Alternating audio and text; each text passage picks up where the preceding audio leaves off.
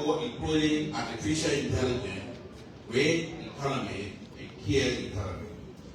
Strengthening affordable, high-quality technical education and training pathway is also one of the necessary programs that a developing country or one of the developed country like ours always prioritize.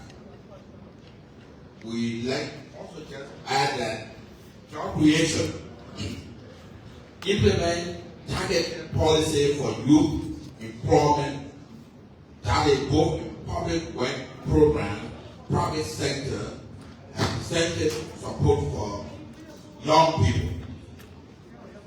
Simplify business registration, provide seed funding, grants, not just loan, but mentorship and market access support for our young people would be a plus in developing our young people and in responding to their needs.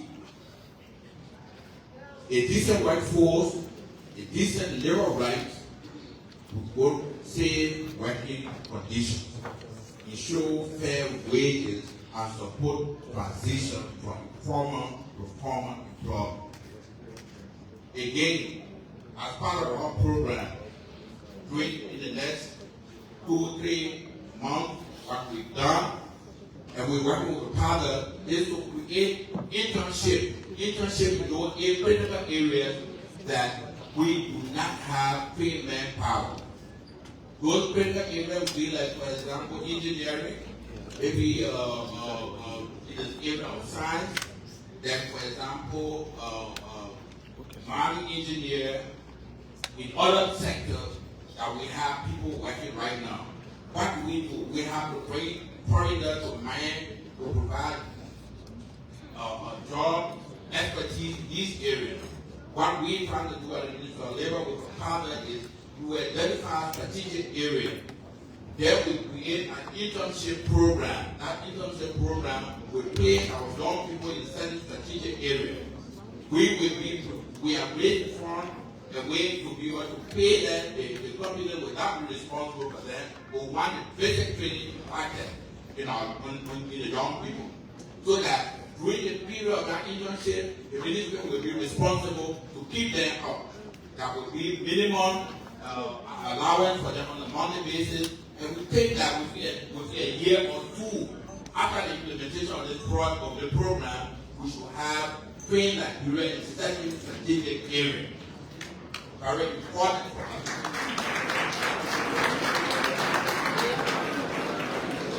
And it will reduce our debate. You know, we went on the debate about work permit, giving work permit to foreigners in this country. How do we address it? This is one way we think we get work permit to get this program up running. Again, let me thank our top people for organizing this. And they have looked at more with this question and answer. Yeah, I can see all of the invisible questions. I don't know if this is see the questions, but we'll come to it. So we just want to take 1 to 2 minutes introduction from James, and then we'll take around to ask you questions and open it up to the audience. Hello, are we still together? Yeah.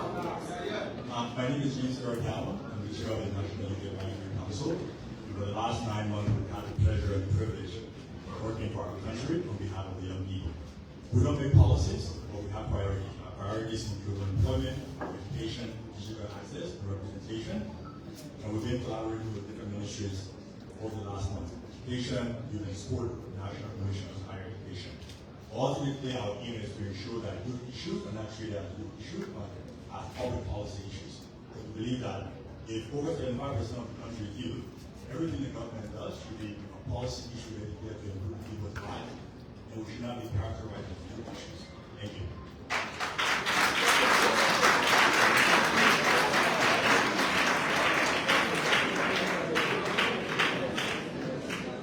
Thank you, James. So we're going to go back to Mr. Chala. You mentioned some Asian things in your introduction. The one thing we hear about mostly is the demand for curriculum reform. You know, the world is at one seat, and we believe Liberia should have international standards for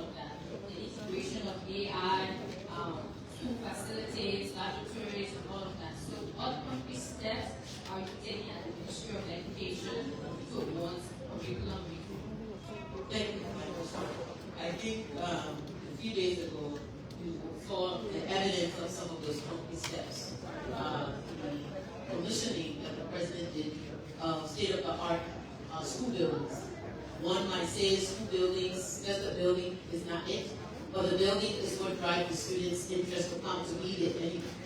So that is one. Another under curriculum reform is actually what our curriculum needs to look like to prepare, and I hate to use the cliche 21st century student, rather forward-looking curriculum.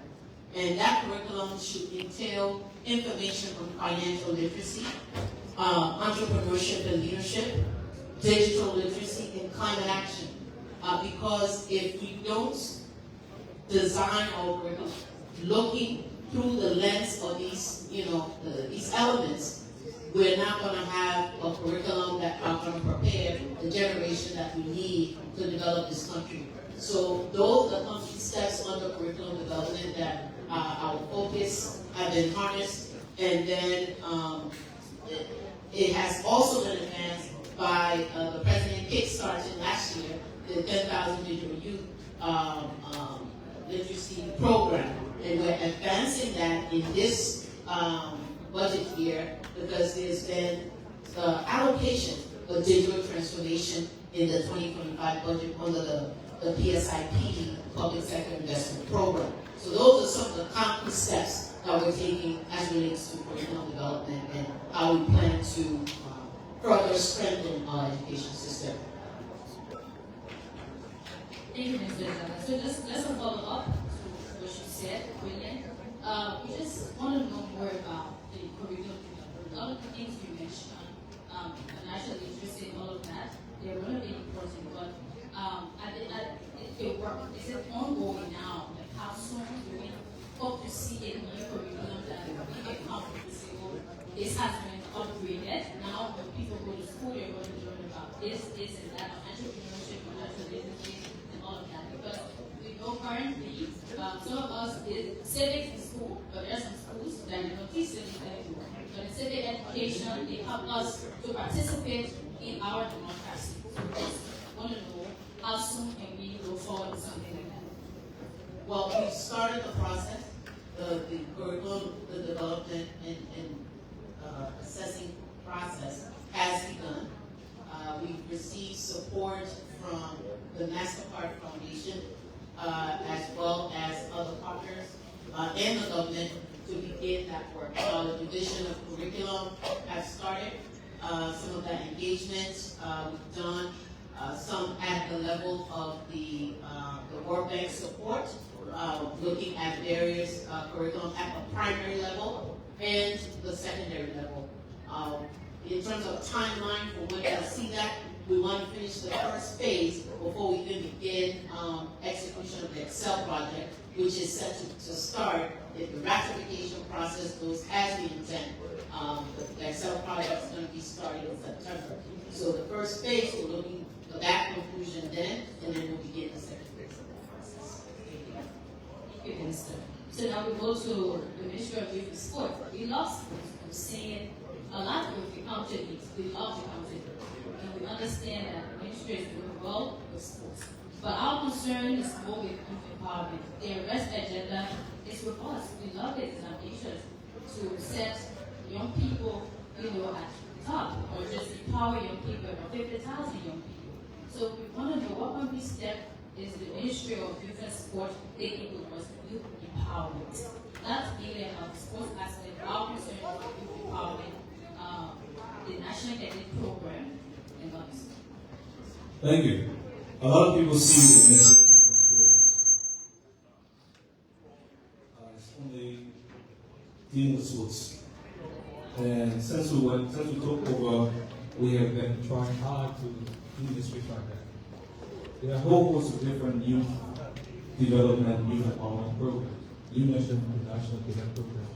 It's an annual program that we gave recent college graduates the opportunity to be able to work in a functional space where they're assigned to different line ministries and agencies. What we have done since we took over is to even expand our partners in relation to the cadet program. So now we're not just dealing with government institutions, but we've been able to reach out to private institutions to also be able to accept the number of events that we have. In concert with the Youth Advisory Council and the University, we have responded to the total number of events for this year particular program, and it's going in terms of decentralization in about 8 to 9 counties that we know. So this is a practical example of youth empowerment. But there's something I would like to stress very quickly.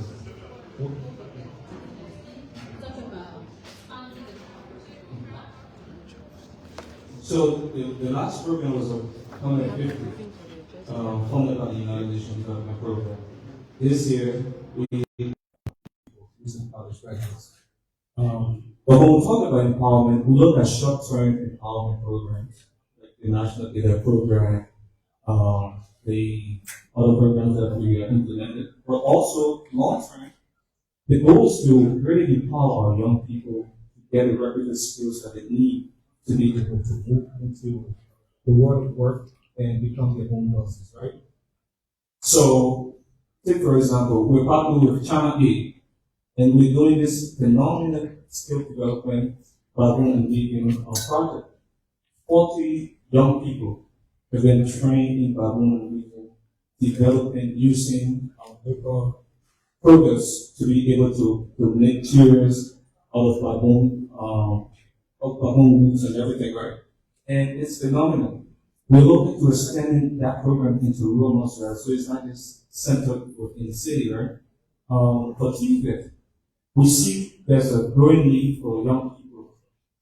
Most of our young people, the different population of young people, they're either underskilled or just basically lacking skills to get employment. We are moving entrepreneurship into our curriculum in the TVET space, and that has been able to work.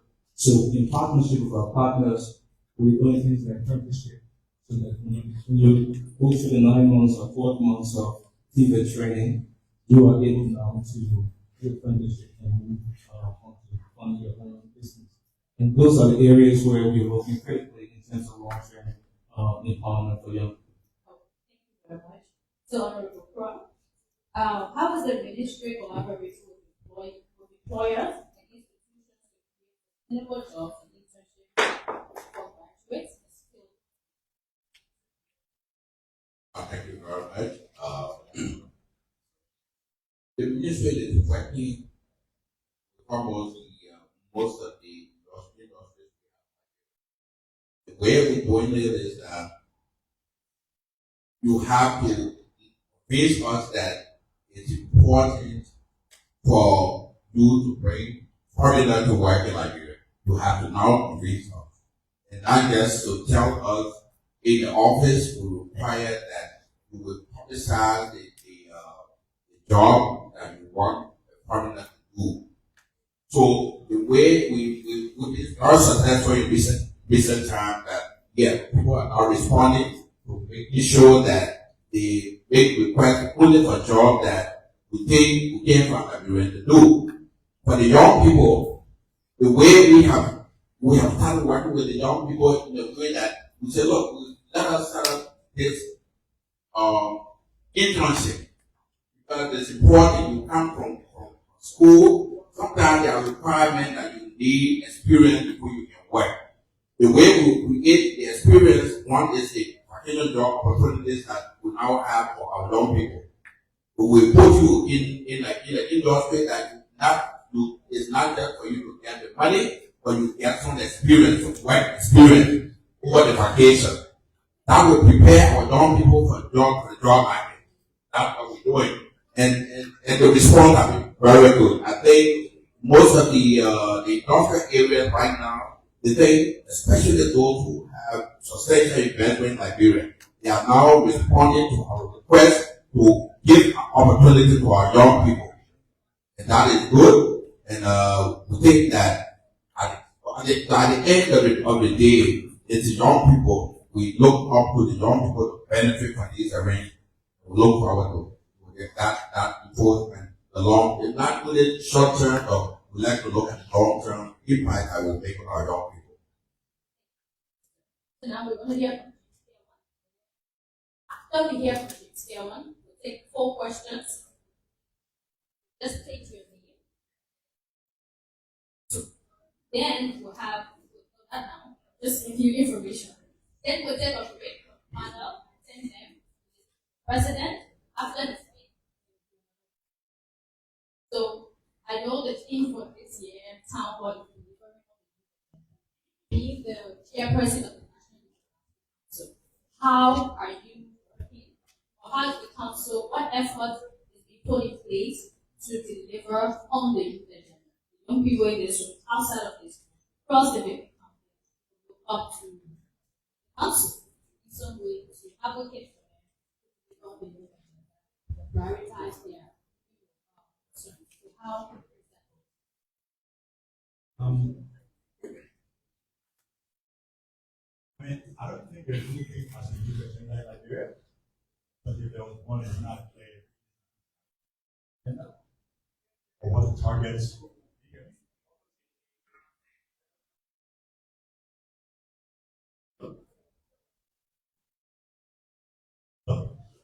Do you hear me now? Yeah, and I'll say, I don't think there's a quote-unquote youth agenda in Liberia, but if there was an agenda and it's not clear which institution actually is leading that agenda, or what the targets and the priorities of the agenda are, or how ambitious that agenda is. I think across the government, there are ideas and there are initiatives, right? Unemployment, achieve that, education, digital access. Everyone has something we want to work on, or whether that agenda is cohesive enough to say, okay, 20 years from now, our target is X, Y, Z. I'll not be able to see that. I think something we try to do on the council is to convene all the ministers that focus on these issues to see how we can publish something or work together on something that we can say, this is an agenda. When you go to a meeting, an agenda has clear points. It tells you this, it has target how long this is going to last. But within, across the government, we haven't seen any evidence that there's a cohesive agenda in some way. The Ministry of Youth and Sport, the Ministry of Education have the individual programs. Most times there is some level of collaboration, all the time there is not. People have competing priorities that are not speaking to one another. But I think something that we try to work on the council is just to emphasize the low level of ambition that we see in these targets. For example, in the arrest agenda, the target is to create 5,000 internships over the next 6 years. The national cadet program is 150 per year. It will take us 66 years to get those 5,000 internships done. That doesn't sound like an agenda. No. That doesn't sound like an agenda to me, or an agenda that is ambitious enough to solve the challenges young people are facing. And I know, the goal is not to say we're not working on the government is not working, right? People are doing really, really good stuff. But something that also misses the fact that how those issues are communicated is usually not very clear. The Ministry of Education does a really, really good job. Mostly they do a very good job on their Facebook page to emphasize. But when you look at youth and sport, all the ministry, it's not clear what actually doing. That's why I think we keep conflicting the ministry effort only focus on sports. But one of the critical work we do how to school youth, we don't get to see that publicized. We don't get to hear it. So I think overall, if there is to be a youth agenda, I think it has to be a cohesive plan, an ambitious plan, and a plan that's integrated across different ministries. And I think as a government, as a cabinet, we have to sit together and plan. This is the rest agenda, this is the other agenda, what is the youth agenda? For now, it's not very clear what that is.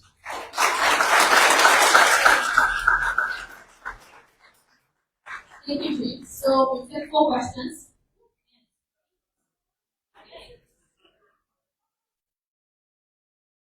Alright, so let's go here first. Let's take your sheet. Please, let's follow procedure. Everybody will talk about.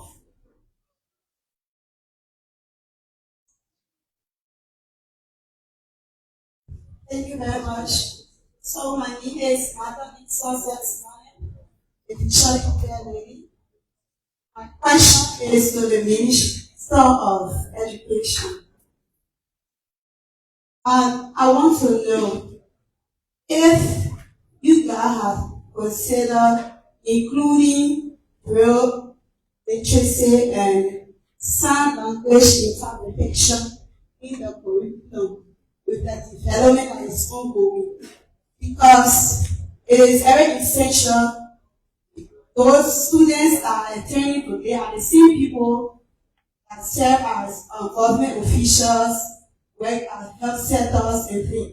So if they are already welcome to the sign language interpretation in the world literacy, I believe they won't think that persons with disabilities issues are strange and it shouldn't be the way it is. So I want to know if you guys have considered integrating those things. Thank you.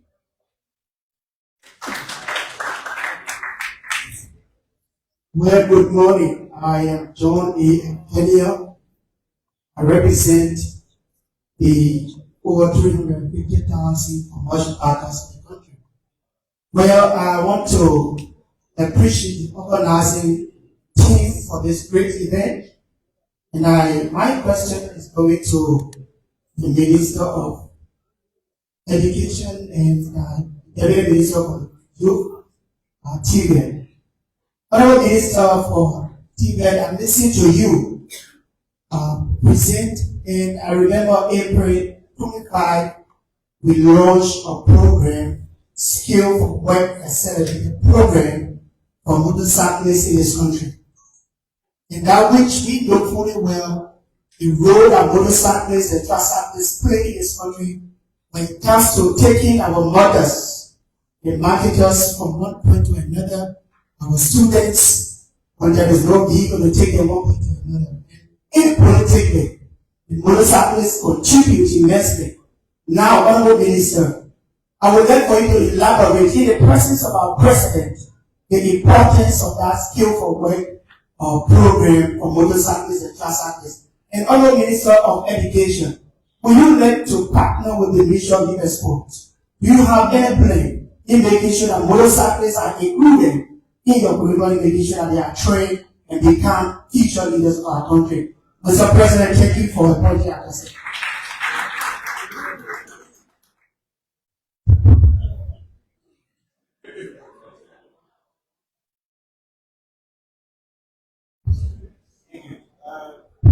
Good afternoon. My name is Mike, and I have a very. Do you hear me now? Okay. I think my question for the entire panel. I'm very curious. I hear you talk about a lot of stuff happening at the various meetings, and I'm curious as to what's informing of these targets. You're proposing or talking about solutions to issues. I'm curious. The question is, what is your understanding of actual problems that young people are faced with that prevented them from being powered in the past? That's first. So based on your understanding, how are you developing these solutions and targets, and how are you sure that they can address the key to that is how involved are you with one another, because we keep doing silo initiatives that I don't think have actually addressed the root cause of these issues. We come here every year, every 6 years, take your output, new people that the same issues still persist. So how do you understand the fundamental factor?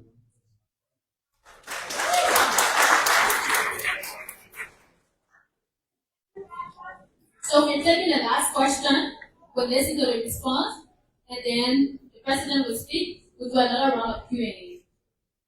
Alright, my name is Richard C. Elliott from Harper City, Maryland County. I'm the National Coordinator for Youth Studies of Democratic Artists Theatre Incorporated, an institution that is involved in promoting Liberian culture and peace. My first question is to the Minister. I'm actually interested in the curriculum reform. I want to inquire from you as to whether there's a plan to include the teaching of our Liberian culture in the various schools, beginning from primary level. Madam Minister, our culture is dying gradually. If we do not take action with the young people, we will not understand the importance of our culture. Therefore, I want to recommend, since the curriculum is at a reform level, that the teaching of our Liberian culture at various schools be taken into consideration. My next concern is with the Minister of Youth and Sport, or the Ministry of Youth and Sport, you spoke about rehabilitation. What's your plan when it comes to decentralization of the rehabilitation effort? What's your plan when it comes to decentralization of this good opportunity that people will benefit from? Mind you, the irate youth are taking over the country. Today, they were not like that.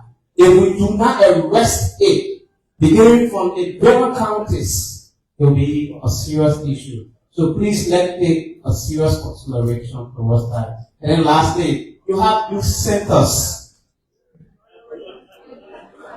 Thank you. Oh, the last thing. Is the mic there? Okay, so I believe the girl panelists are taking the question. Okay, just hello. Can you ask? You want to hear the answer? All right, let's. Thank you for those insightful questions. First, I think the question was on the inclusion of real literacy integration in the curriculum. I think it would interest you to know one of the major priorities of the ministry is inclusive education. And with that inclusive education, what we're looking at is not only real literacy, but the awareness of even folks understanding disability. If you don't see a physical disability, does that mean it doesn't exist? Is the awareness of the types of disability that exist. And for example, teachers teaching. If a student is in your classroom and they're not catching the curriculum, they're not catching the lesson, doesn't mean they're stupid. They just probably learn a different way, of their pace of learning might be different. So in terms of ensuring that teachers or educators have this type of experience, we are certainly looking at that currently at the Teacher Training Institute.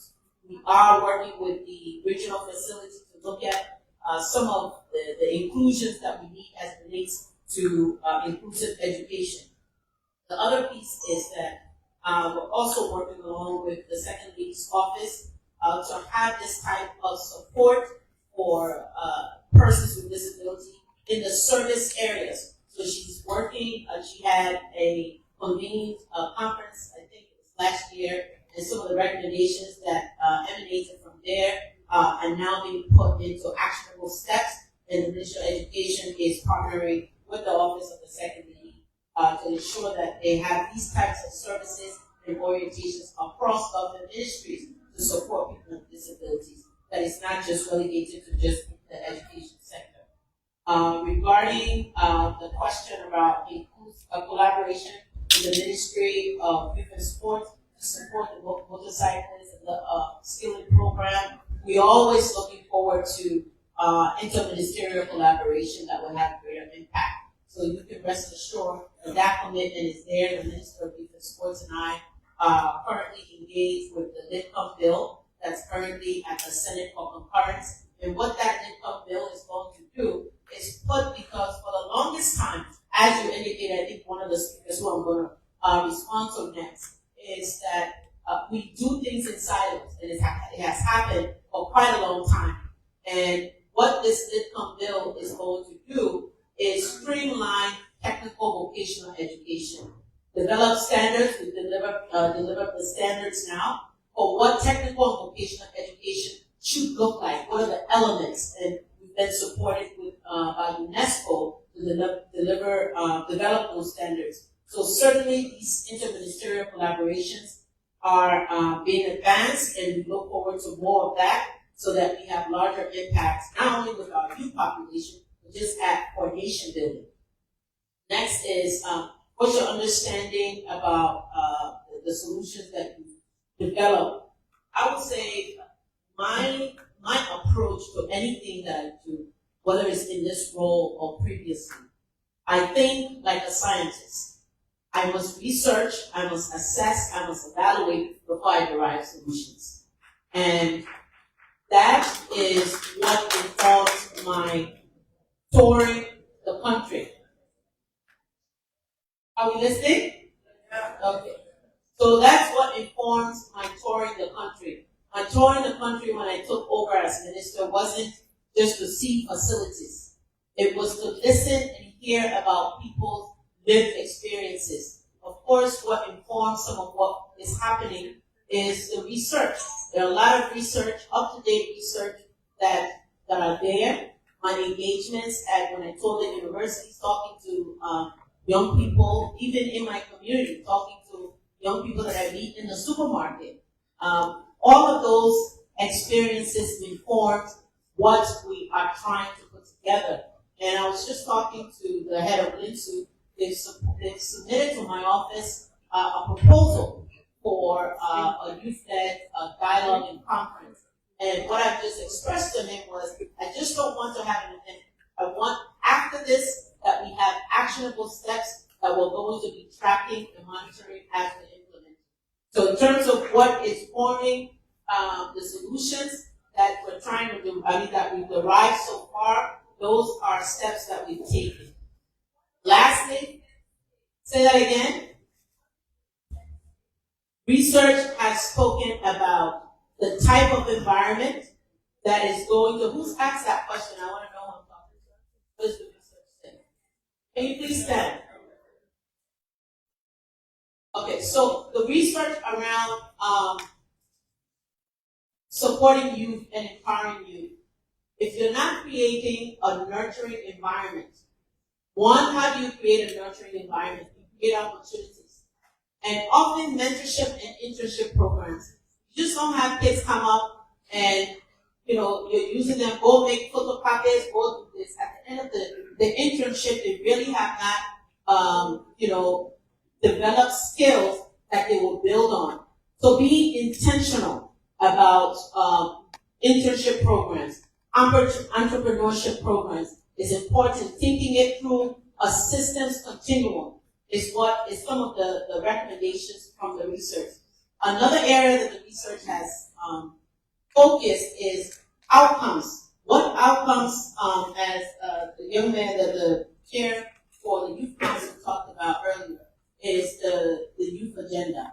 I'm aware, and I know Mr. Youngson is going to emphasize more, is the policy currently that was developed, and I know in that policy there are recommendations for what needs to happen and how it needs to happen, and that was all developed with the youth supporting various youth organizations. So this is not a singular event. It's not a gotcha, you're not doing this, but how do we come together consistently to deliver and track what we are doing? It's not a one-person focus, but these types of engagements should not begin and end here. That after these engagements, we're following up on the recommendations and we're tracking and monitoring what should happen and how it should happen, and what are the results. Next is teaching. I think someone asked about culture in the curriculum. Certainly, those recommendations are being explored. Is where would that fit in our curriculum design? Because we want to have a curriculum that makes sense. We want to have a curriculum that is focused on making sure that students are well read, they're technically proficient. So all of these are critical components, and certainly these recommendations are going to be incorporated in what we have engaged. Thank you. I think one of the overarching goals for this platform is to communicate effective and factual information. I would rather disagree with the chair a little bit. It is a session that we do not have a national youth policy or a national youth agenda. The fact that we have popularized across the country two regional consultations and county-wide consultation, and have developed a national youth policy that focus on very thematic areas, including peace and security, including employment and economic empowerment for young people, and including participation and inclusion that the very chair is benefiting from today. He's a beneficiary of our youth policy and agenda. So we have to be very factual in the information we give. On the issue of the motorcyclists. We launched in April in the office of the president was represented. I want to say thank you, His Excellency. We were represented by one of the ambassadors who launched the Skills for Work accelerator program for motorcyclists. We know that they constitute about 300,000 of them across the entire country, and in Monrovia alone is 142,000 of them. That's a huge number.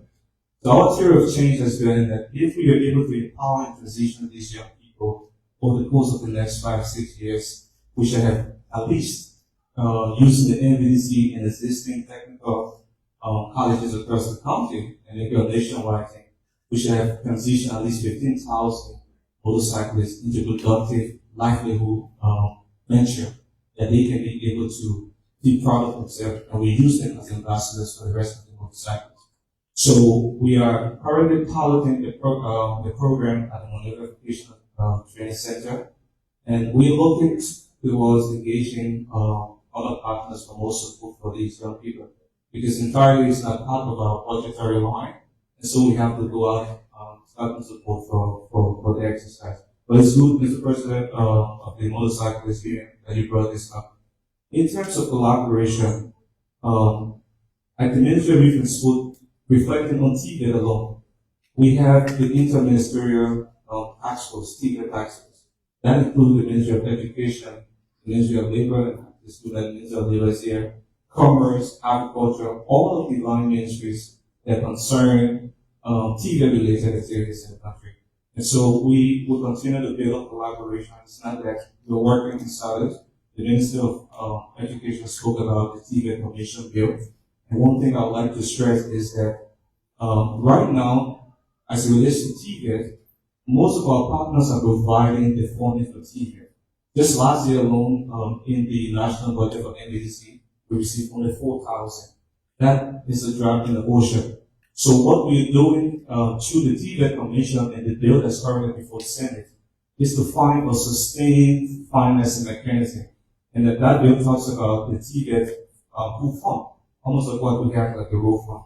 So we were able to put aside through levies and collection of pool money. We are able to decentralize the activities of TVET in all of our 15 countries. We are glad that the EU and UNITA is working through the Youth Rising Project for the expansion of TVET activities, but it's not enough. We as a government have to have the political will to also do the same. Thank you. Just briefly, I think there was a question or comment on to the effect that ministries and agencies may be working isolation from others. I'm sure that's right, because the Ministry of Labor does a lot of work in collaboration, say with the Ministry of Gender. And then on our trafficking person program, we do a lot of work with the Ministry of Justice. We have as a division of the Ministry of the National Police that works along with the Ministry of Labor in prosecuting individuals who are arrested or for trafficking persons. And besides those programs that talk about, we also have a section that deals with child labor. And our child labor division works collaboration, close collaboration with the gender. So there are a lot of collaboration among and between agencies of government, specifically, for example, women participation. We have a section that we call gender inclusion. Gender inclusion work along with other agencies of government. There, for example, is again with gender, the Ministry of Gender. They will do a lot of work along with it. So again, it may not be correct to say that agencies of government not cooperate or work in collaboration with each other. We do, and we hope we can do more. But at different sections in the ministry, we have connection with other work that are done in other ministries. Those sections will work along with those ministries in connection with their particular area of expertise.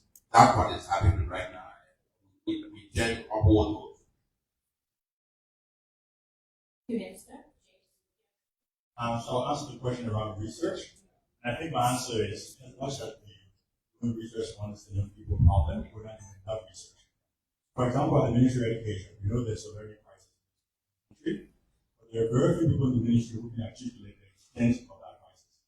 So if you don't know the extent of the problem, the solution that you fix, you tend to be pretty generic. But labor, we understand young people have access to jobs. I don't know one of the aspects of the national labor survey to understand why young people are employed, why companies are not hiring.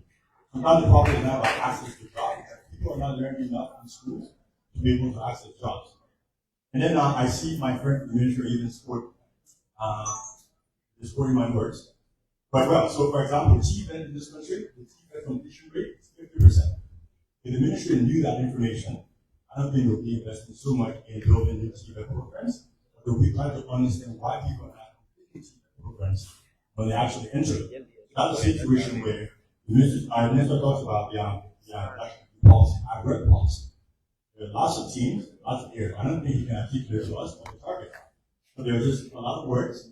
I really a concrete focus on what are the real issues solving our facing we actually do our policy to talk about more representation, moving arts, moving sports.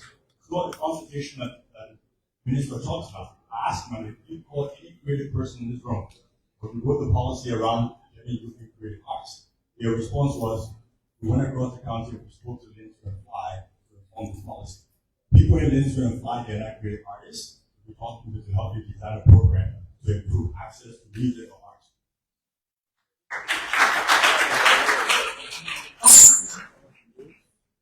You're still going on, James. I didn't know you were ending right there.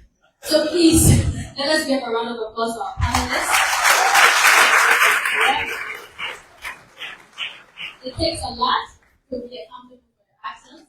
It takes a lot to explain the job that you do. Overall, we appreciate them. First of all, for honoring our invitation, for agreeing to say, okay, I will walk to a town hall with the people. I'll talk with them because, of course, we are representing as majority. So please, I think we should do better than that.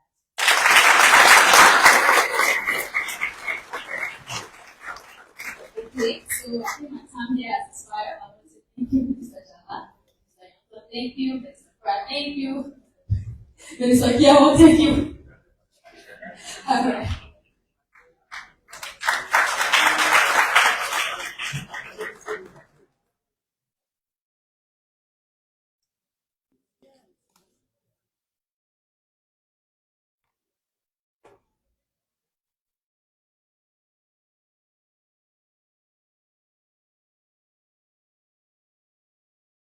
Okay, so we had a brief conversation outside about youth town hall and talked about the previous one that was held before the president came to power.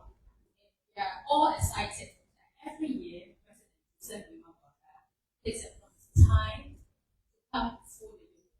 This happened to our law. This is the second time. From the first dialogue, he proposed something, and he did it for us. And I think he did. All of us cannot be in the same room, but once we have representation there, it opens the door. It's the way that it's forward for us to go to happen. So today, I have the honor in the presence of all of the ministers present and other guests, international guests, or high-profile diplomats. I want us to please stand as we welcome our president, His Excellency Joseph Boakai.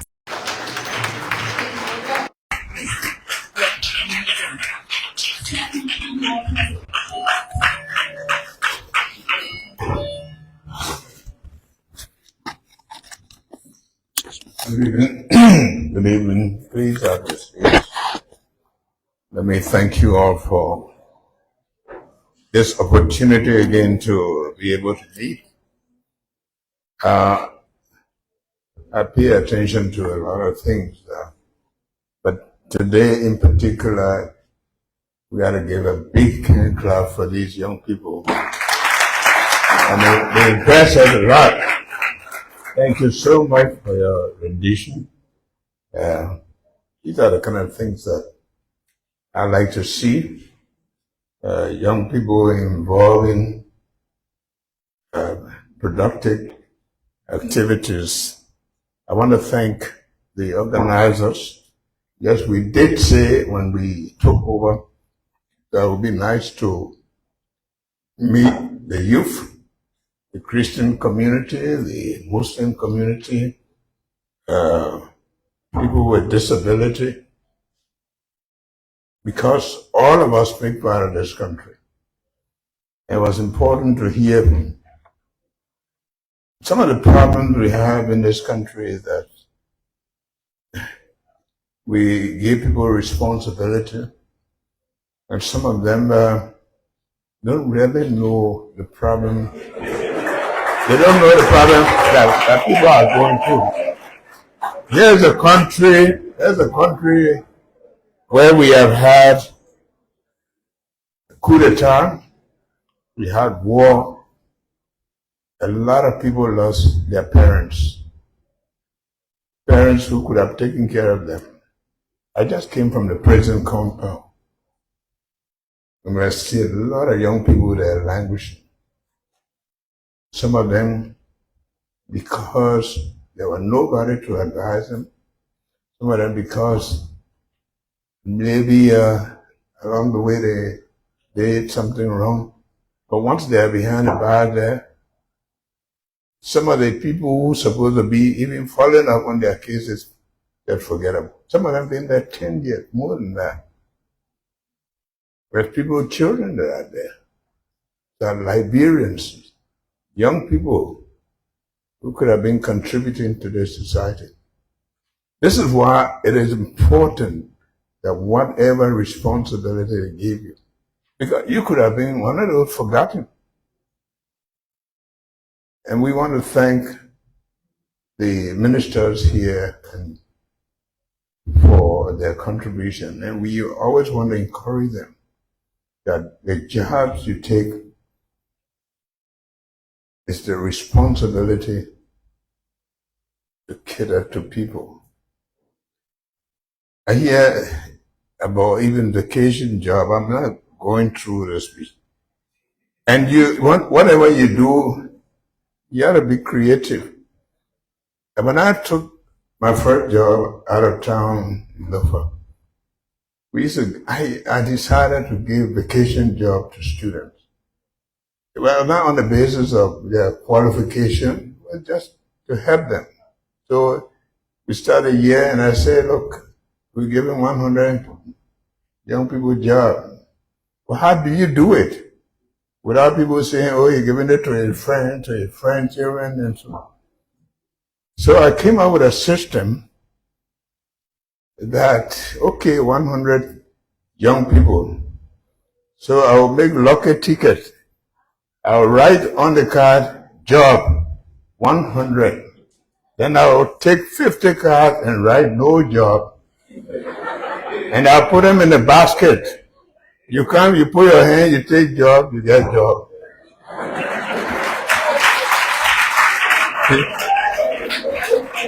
If you take no job, you can't blame me. This was a simple way of making sure that what you're doing it with people in mind. We used to buy rice from the farmers, mill the rice, and then we make the rice available for people to buy. And I got up one morning and said, well, look, this is how we're going to sell rice. All of the missions, Bolon Mission, LTI, because that's where people have their children. Then the hospitals, that's where sick people are. Then to the army, to the police. When you have taken care of all of that, then you give it to the public. I want to share with you what happened one time. One time we were selling right to the public, and there was a pregnant lady. And she was in line, and I went and took her up the line, and I gave her rice. When the war started in the country, I found myself in Sierra Leone, and I was in the house of a banker. And in the morning, I got up, I was standing out, and I saw this lady with a girl behind her, 12 years old. And she came to me and she said, "This is your wife." I said, "How come?" She said, "This is the woman I was pregnant with when you gave me the rice." And she said, "The house you're living in is my brother's house." So for some of you go to the Bible says, if you adorned it to one of these, sometimes we don't put our minds, our thought in what we do. But everything you do. I used to set right for the soldiers. The coup took place, the first military government, they appointed an army man. And the soldiers came. "Chief, this is our part." That's the men that have been helping us. Everything you do, lay the foundation for something else. Now, you young people, I brought myself up. But you see, in those days, we used to have the YMCA, the high Y in the schools, the Federation of Librarians. You recreated that. Things that engage young people. Right now, even among you sitting down there, a lot of people, when you ask them for questions, they will be doing, they won't get out, they're scared. I've seen that even in the Senate, when I used to preside, senators who are afraid to talk. Because you see, they are shy, they're afraid to talk. But these kind of forum gave you the opportunity to express yourself. Talk about things on your mind. And so we believe that these exercises are healthy. But let me tell you what, I am happy that we have the youth council. Because when I was vice president, we had one, the late Dolo. He was youth representative. Dolo must have been in his 40s and so. But he was there. Was he representing the youth? I mean, he was participating in the discussions. And sometimes they didn't even want to listen to him. But when you all came up with the idea that we should take youth leaders from the various youth entities, national, was a brilliant idea. Because in our case, we hope that those of you who are now in these responsible positions, that when you go to your group, you can brief them, rather than one person coming and sitting down and listening. And that's why we consider this very healthy, that we can meet once in a year, maybe, or even more, depending on what we need here. So today, I was told about this program, and in fact, they told me, "You're passed through." I couldn't pass through because I have to sit down, listen. Because from what you say, it's from there we gather what is in our society, because it is because of you. Because you are the ones who will be leading this country. You need to be prepared. You need to be listened to. So I sat here and I saw, of course, the Minister of Justice had to leave. But I'm just sharing this some joke. I saw a video in the restaurant. It said, these days when somebody takes you to the restaurant and you say, "I'll pay the bill," And when you see him take the phone and go up, you better get him and follow him. Because he could be running away. So I'm happy that these ministers are sitting here. They're not running away. Education, they have to deal with the youth. Labor always have the question of helping with employment, youth and sport. I heard somebody talking about coming from Harper. How would you participate if there are no roads? How are you going to be here? How do you even, if the youth council intend to go to Harper, which they have to do, at some point in time we should be able to facilitate them to go to meet with you people. How would they do it? Sometimes we believe that this Monrovia is all to life. But everywhere, everybody, every child from whatever corner, they go to to be educated to serve their country. And we just hope that for some of us in leadership, we continue to pay attention to the youth. And I've told the minister, sometimes we say, we don't have money, yes. But sometimes you don't have money, but sometimes you can have money when it's late to do anything. Sometimes we have to make the sacrifice for those of you whose future. I was sitting down here and I was writing something. From the age 0 to 22 or 24, you're in school. By the time you leave school, from about 24 to 60 for retirement, you're supposed to be working. Some people are not even lucky to get a job after about 5 years. And they have to live. By the time you get to between 50 and 60, most of the money will be going on medical bills. You haven't got a house because the society is not prepared. Some of the money, some people come there, they take the money off for them, they steal, and they deprive you. So about 5, 6 years, you don't have a job. Isn't it the reason a society is supposed to be conducted in a way that it provides opportunity for other people who are coming? Because the time period you have is so short. By 50, money starts going on different medication. How much of life do you get? We're supposed to make the best use of our lives, but leaders are supposed to give opportunity to other people who are coming.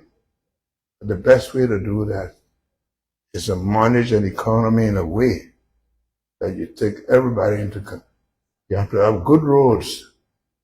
Without good roads,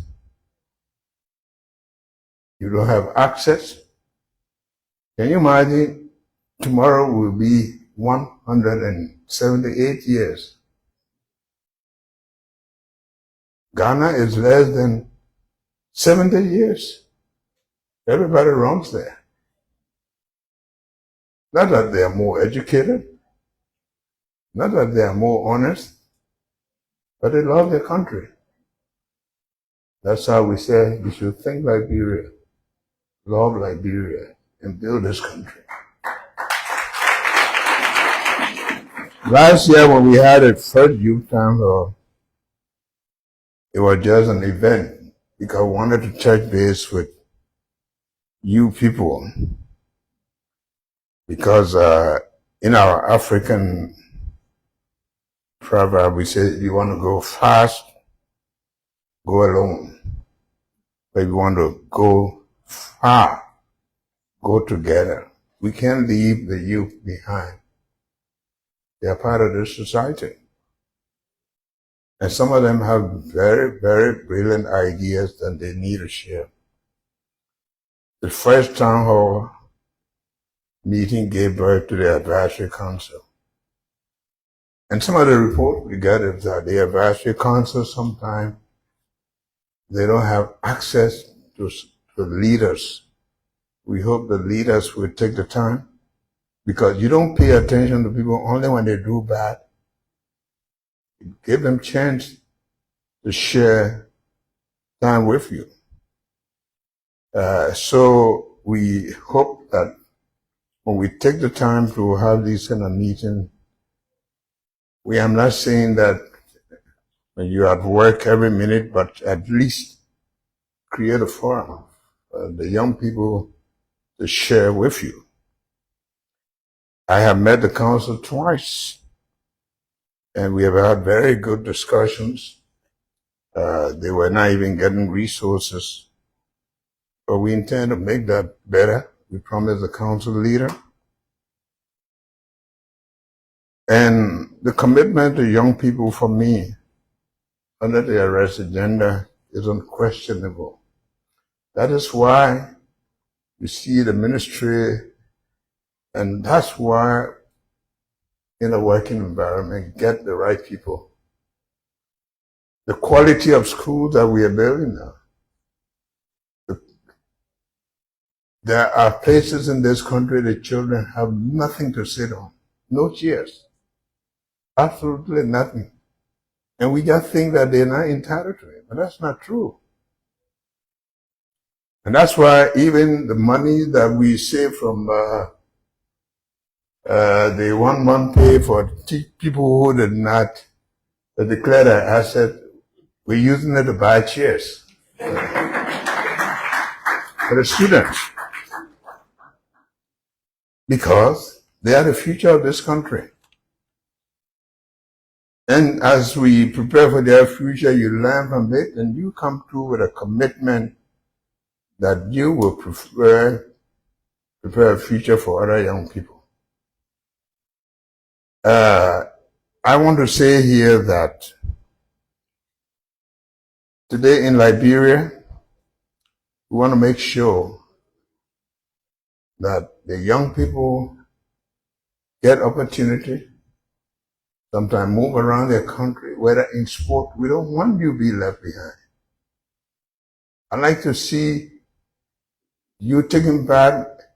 And I was even thinking, superintendents and all these people that we appoint, that we want to see in their counties that the youth are active in sport, active in academic pursuit, quizzes, in competitions. That's how people grow up. That's how people are built up.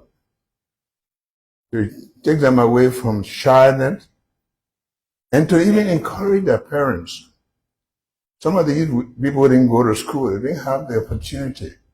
But when they just go, they don't understand what you're saying. But people asking questions, spelling, and they see their children jumping, it encourages them to pay their tuition. You don't know how that's happened. And that's why I want to thank the ministers of youth and sports, education, and all of our ministers, the gender, for being creative, taking the girls off the street, taking the children and making sure that they are in school. But you have to create an environment. That's what we need to do. When the minister was talking about building model high school, elementary, we mean schools that will have computer programs, schools with lab, so that it create an environment for them to learn. They represent us. And we are very, very lucky. We have very, very brilliant young people here. A few days ago, we launched the AI. Some friends from Dubai are coming to train 250 young people. They already got their program. I want to encourage you to take advantage of these opportunities. Some of us didn't have the kind of opportunities that you have today. We want for you to take advantage of them, because we are very proud when we see our young people standing up to the test, participating the way you do. You don't even believe it. I was in Nigeria some time ago, and I was involved in listening to youth. They were conducting some kind of program about youth council, and I listened to them. Liberian youth, they stand to the task. Don't look down on yourself. But again, we just want to encourage our leaders to make sure that they give you a chance, because we want to make sure that this country in the next couple of years will take its position within the Committee of Nations, and I believe that will happen. But it starts with you. Start with you. We want to give you the chance. And for me, we are available at all times to make sure. We went to the prison compound.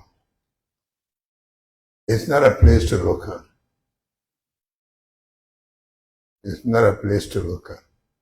It's supposed to be a reform place.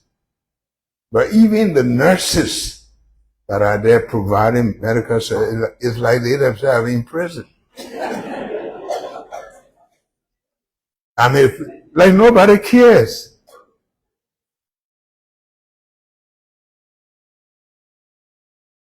So, all of the drug addiction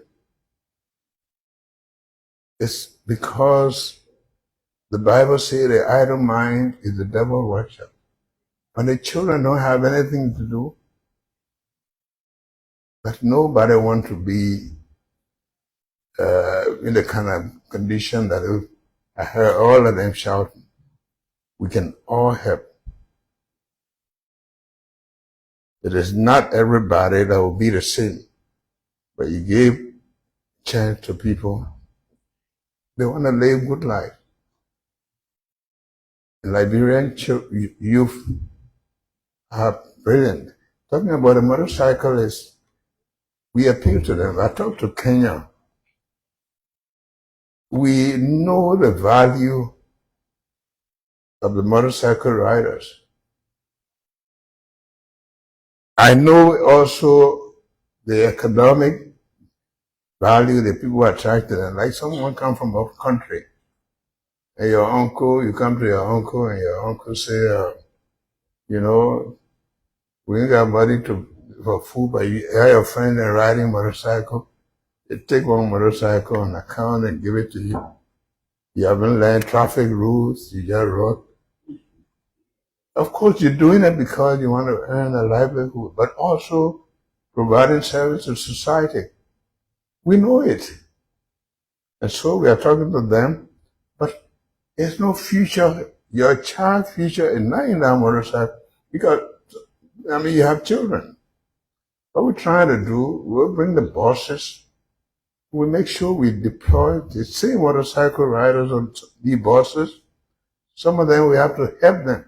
There will be motorcycle riders, but that's why we are opening the other part, because when an investor comes here and they find it difficult for something they could have done in 30 minutes, they do it in 2-3 hours. It makes it difficult.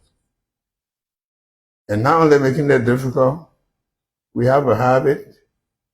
You hit the car, then you get up, all of y'all come and jump on the person.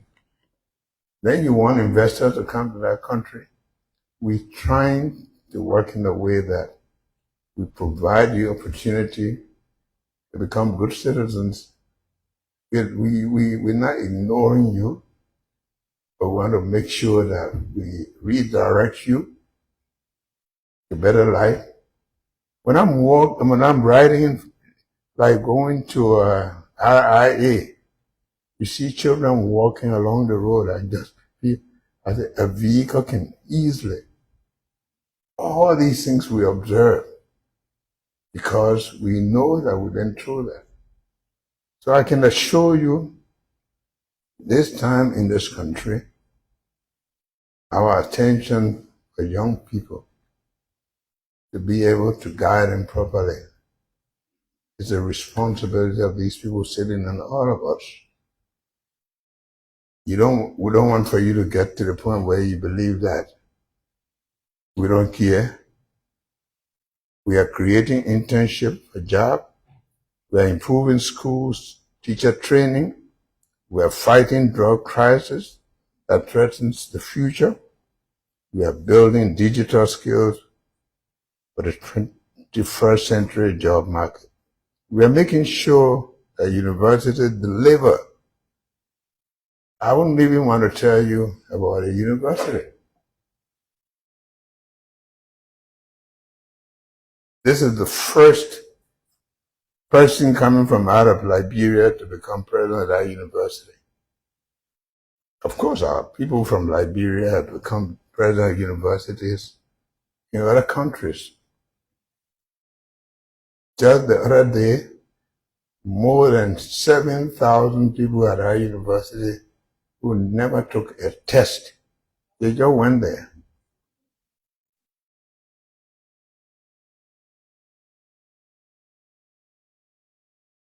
But they're comfortable, right? As far as cheating is concerned, if you are the one doing it, it doesn't matter. There are other people, but we have to have people with discipline because it works to your benefit. And so let us work together. I want to make sure that this country that has always been a country that had made itself available to people, foreigners, to come here, that will continue to make it. And I promise you, in about 2 or 3 years, Liberia will be a place that you will want to live because we want to make it that way. We want to make sure that we bring here quality. That's what they used to know us for. Because this country had opportunity. If today they want to deport people from the US and they say they are Liberians, I promise you, most of the people coming, they will not be Liberians. Because these are just people who passed through here. Because this country was a country that made. You go to Ghana, people there who there, they live here, they work here before. That's why I always say, people say, we are the gateway to Africa. I say Liberia will be the destination. But it will be the destination if all of us make up our mind to make it our destination. And we can do it. You are brilliant, but you also need good people who will work in your interest. That's why sometimes you hear we got to get rid of people because we want to make sure that the best is offered to our young people, to our country. Clean streets, better conditions for drinking water, and train new people to take over the jobs that we say the foreigners are taking. So I want to thank you for this opportunity. We will continue to do that. It won't always be in Monrovia. I hope someday we'll have the chance to go somewhere else where we include other young people who will participate in the discussions. I'm sure in the next couple of years, things will be much improved, that we have access to a bigger group of young people who have ideas to share with us. God bless you.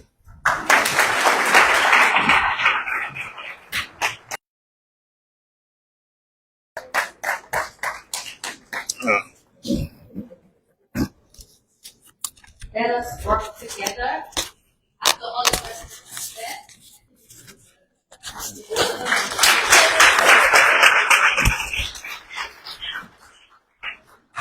Thank you, Mr. President. Understand, please be seated. We understand this is Independence Week.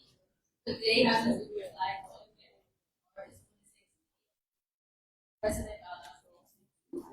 However, I don't think necessary. So, President at some point in time. So we hear from someone. After we hear from a participant, a question or a recommendation, we will listen to the orchestra. We also want to hear a lot of things. President will give us our engagement. We have repertoires that are taking notes. And this will be documented. One of the things that we are hearing all is progress from last year, progress that we make this year, everything that was said here. So we will do that in document. You understand? We have got to this. Also, you need to provide for the President says, so you're just like the president for the same. What? The ends. So let's have a Marvin, and then we'll do the full of things. We'll keep taking your recommendation. Please. I'm sorry for this.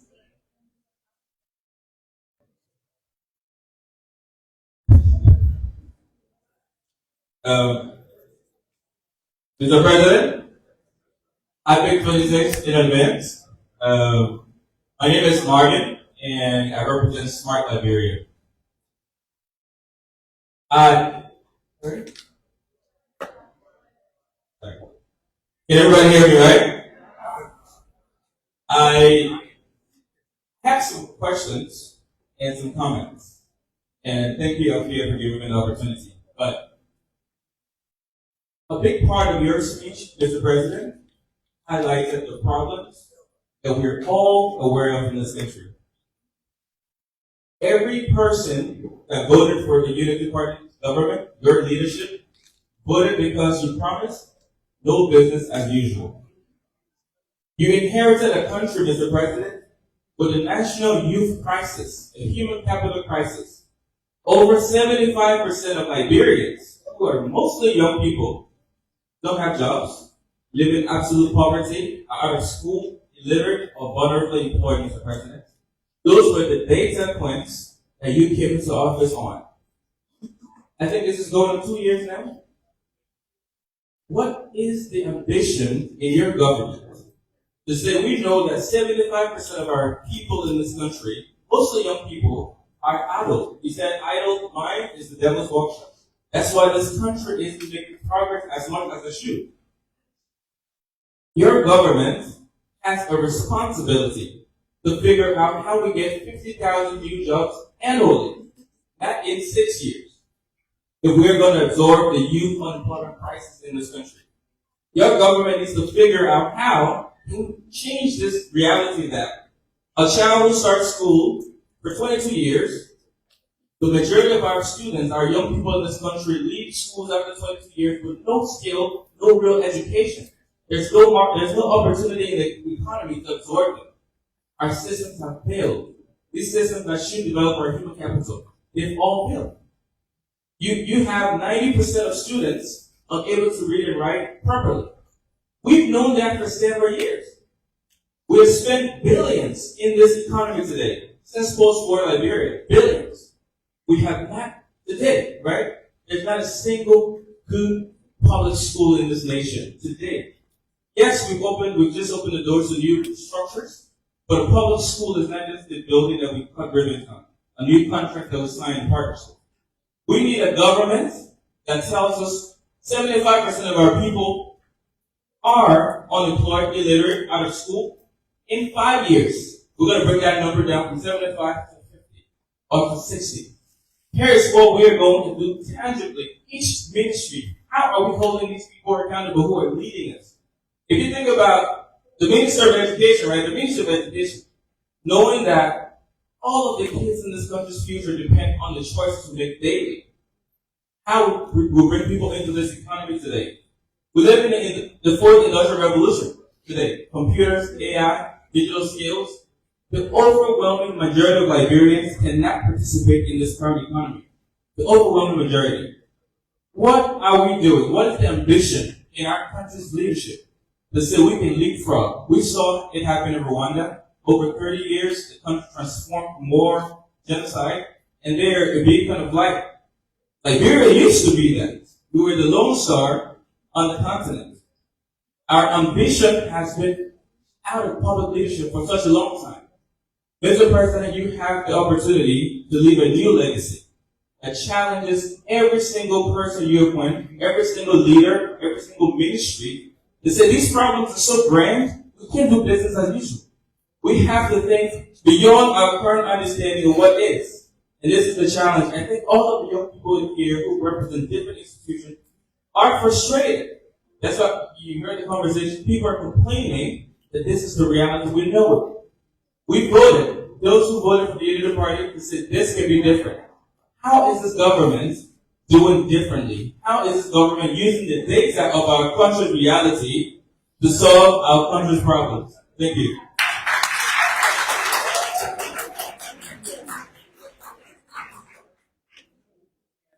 If not for all of us, I'm sure Barbie captured a lot of things that you say. Because I see the things that they have,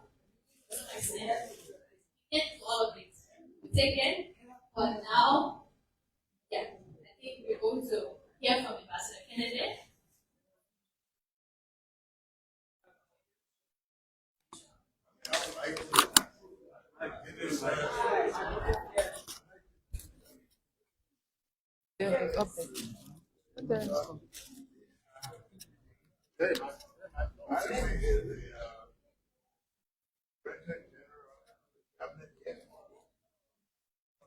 He's not here.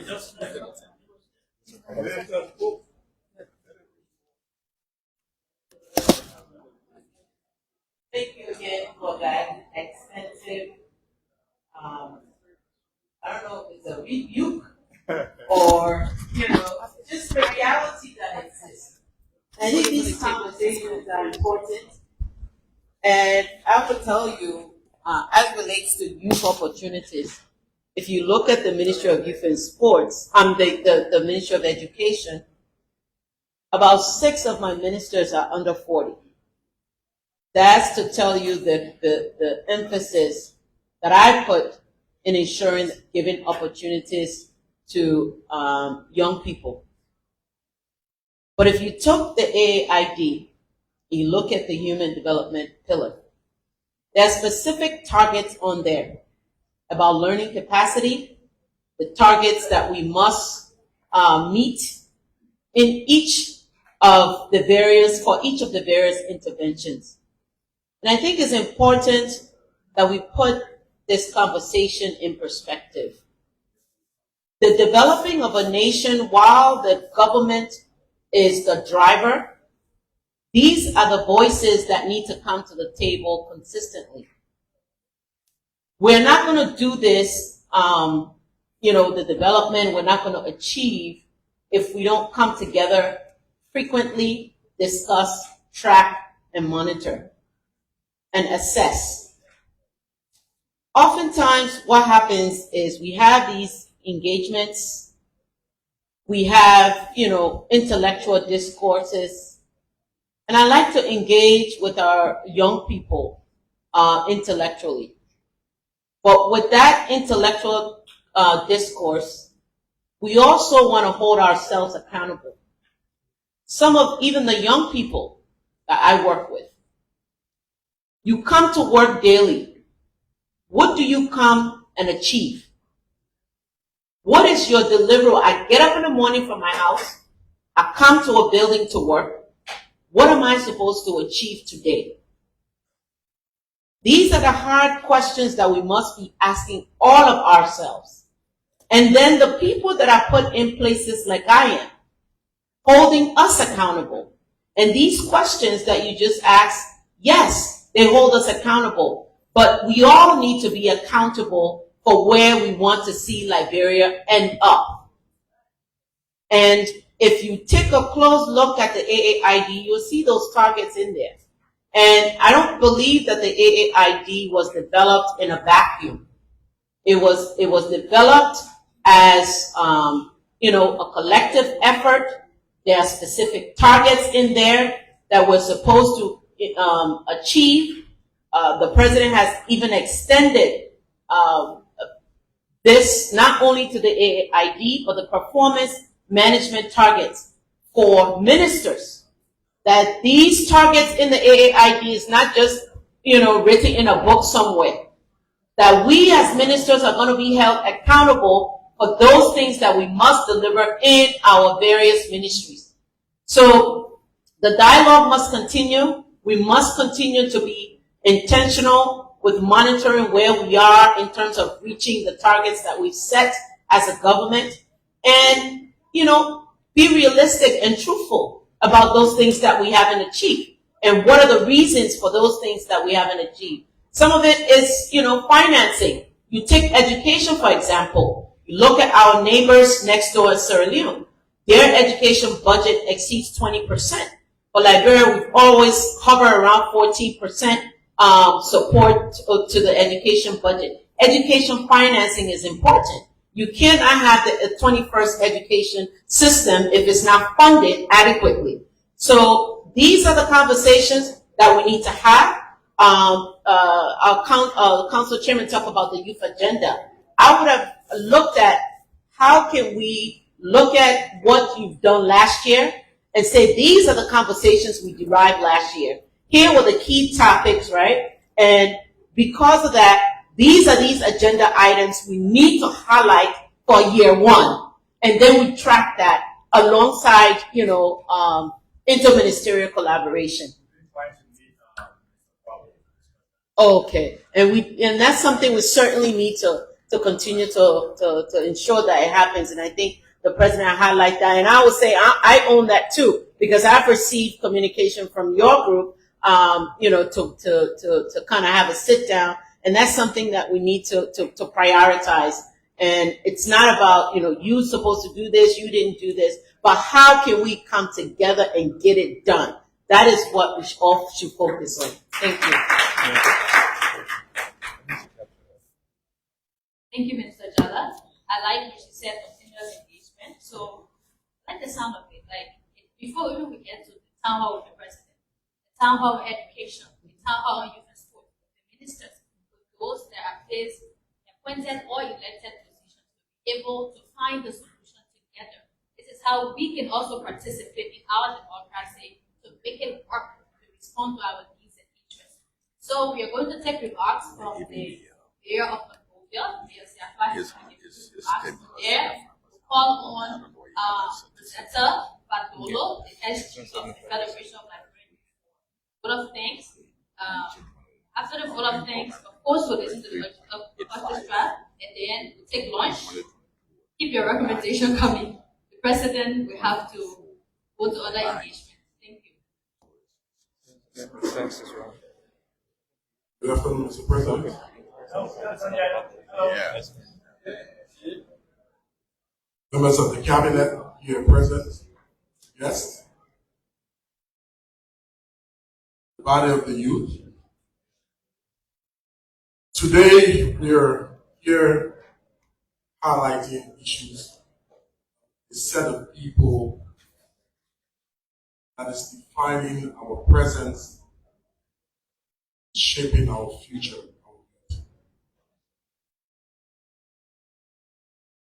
Today is a very, very insightful activity for even some of us personally. Many a times we go about doing our jobs and we think that empowering the youth is just a nice idea. No, it is not. It's a necessity.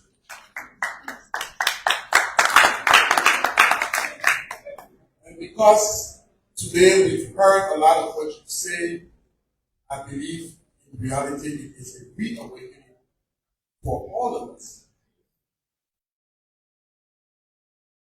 Listening not just to the brilliance, but to the content of what you said.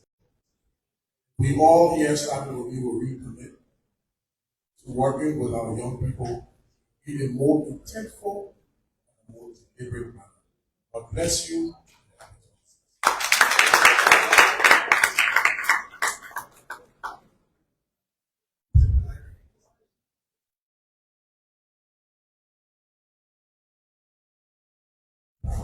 Just before the vote of thanks, just before the vote of thanks. You know, when we attend programs, the president sits very keen. What I noticed is that there is an impression made on his mind by a beautiful presentation and the selection of this youth group. I want us to give him a hand.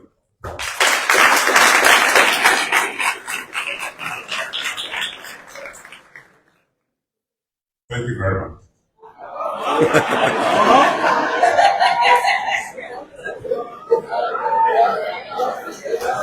Ambassador Kennedy, throwing the chair.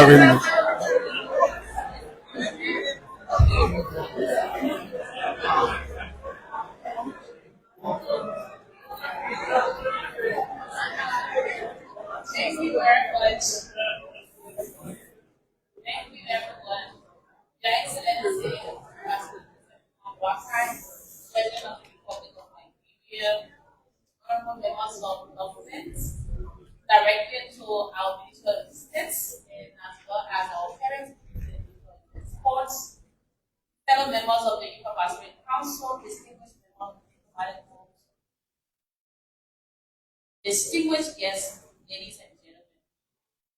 On behalf of the President Youth Advisory Council, of which I'm a member, I'm honored and honored to deliver this official vote of thanks at this annual Youth Committee, an event that holds special significance as part of the commemoration of our nation's 178th independence anniversary. First and foremost, we extend our profound gratitude to His Excellency, President of the Republic of Liberia, to the Minister of States, for their unwavering support and commitment to youth development and inclusive national dialogue. This town hall meeting is more than a symbolic gathering.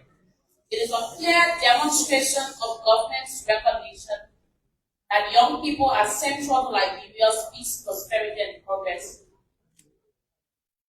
We express our sincere appreciation to the Minister of States for Presidential Affairs for helping organize and coordinate this platform that allows youth voices to be heard, the ideas to be shared, and solutions to be explored.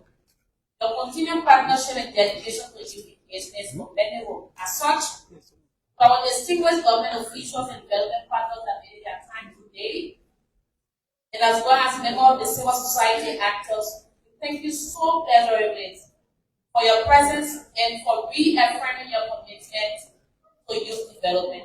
The insights and your support are expected to be expanded beyond this conversation. For our fellow young people, thank you very much. Thank you very much for showing up, for speaking up, and for standing for the change you want to see. The active participation today shows that it is a reminder that the future of Liberia is incapable, determined, and visionary. As the first town hall meeting resorted due to the establishment of the National Youth Advisory Council, we expect that today's conversation spark actions. We expect that today's conversation spark action and let the ideas of these conversations shape policies. The voices raised will continue to echo in the corridors of powers. Once again, on behalf of the council, thank you very much, and we hope you have the best time. Though not to our expectations, where we have more conversation and deeper conversation with the excellencies, but hoping there are futures where we can be able to share more and more. Thank you very much. Member of the Youth Advisory Council there giving a vote of thanks.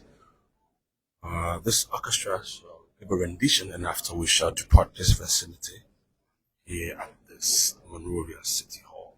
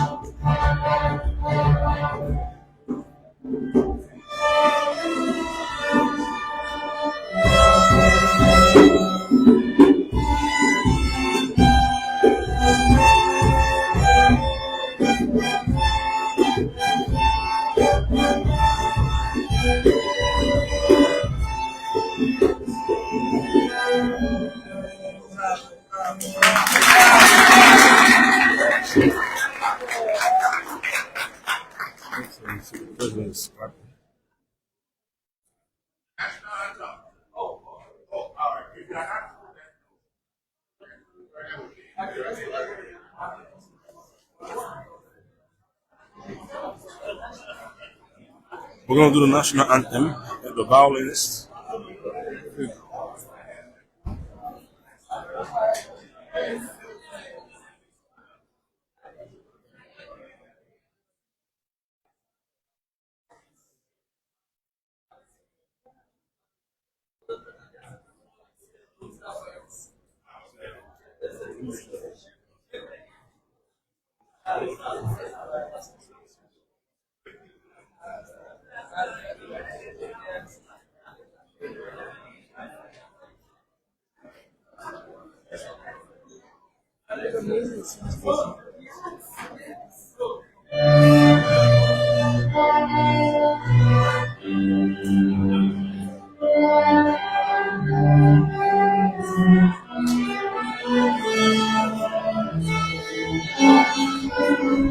No stuff here.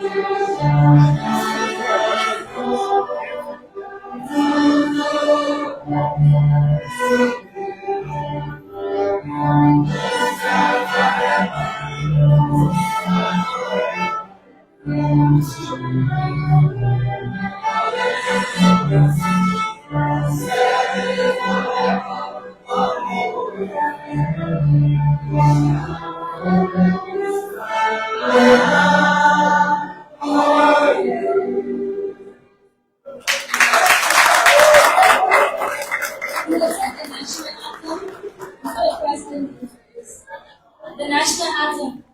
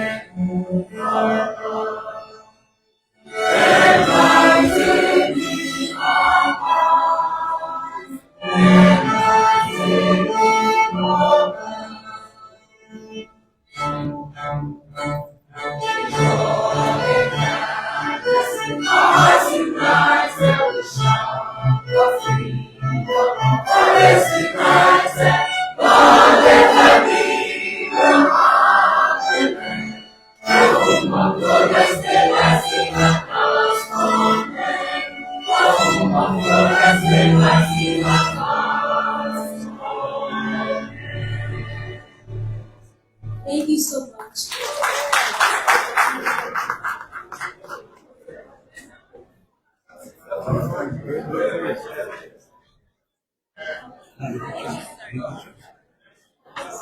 The president has called for the head of the group.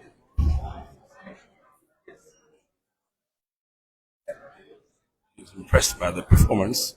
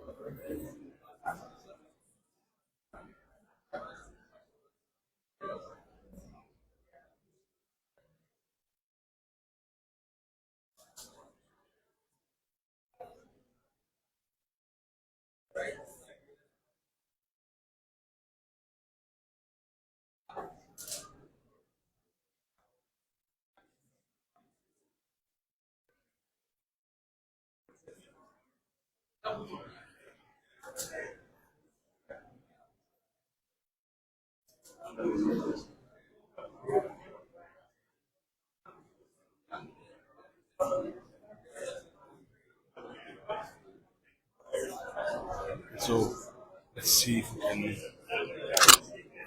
We are here with. We're still here with the youth, and His Excellency the President is chit chatting with one of the leaders of the orchestra.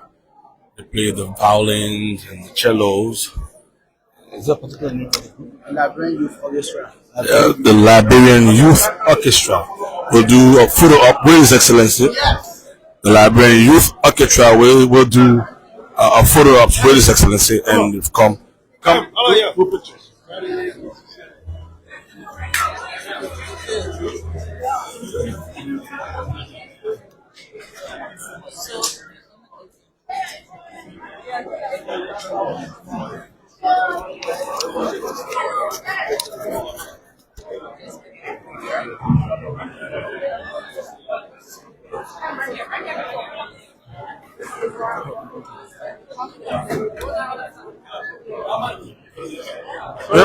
Open up small. The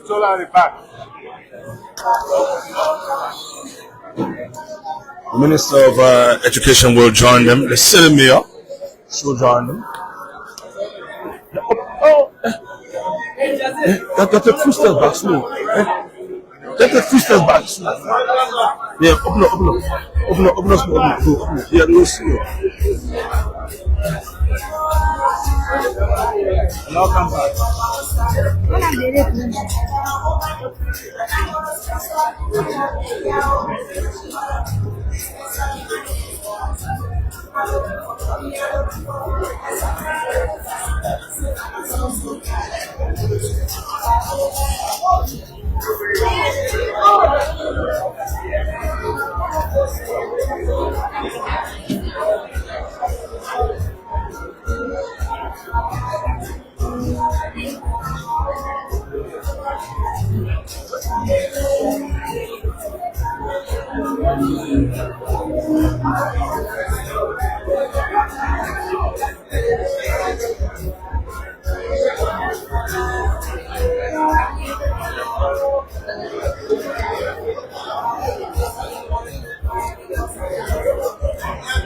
So there you have it.